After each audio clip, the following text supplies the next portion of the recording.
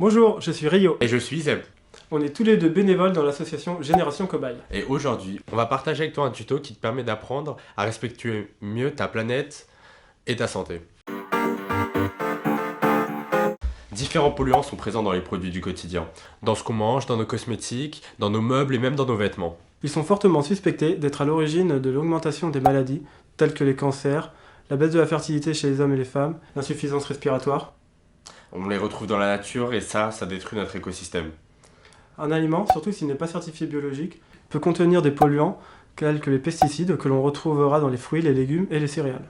D'autres substances comme les dioxines, les métaux lourds ou les polytrucs machins. Polychlorobiphényl. Ah oui, ça. Mais on peut dire PCB pour que ça fasse un peu moins barbare dans la bouche. Tu peux en gros les retrouver dans des boissons, dans le lait, dans les viandes et ça peut aussi provenir des emballages.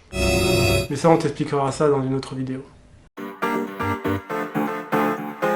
Tu peux adopter des réflexes simples, plus écologiques. Et plus économique. Tu peux par exemple, quand tu fais tes courses, acheter local et de saison. Les fruits et légumes poussent au rythme de la nature. C'est plus riche en nutriments, en goût. Et ça diminue les coûts et la pollution liés au transport.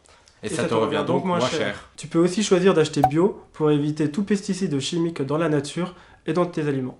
Et tu peux manger moins de viande, mais de meilleure qualité, en choisissant une viande qui provient d'une agriculture plus respectueuse de la nature et des animaux bien sûr. Allez viens, on va t'apprendre une recette très simple et très économique qu'on a préparée avec nos potes.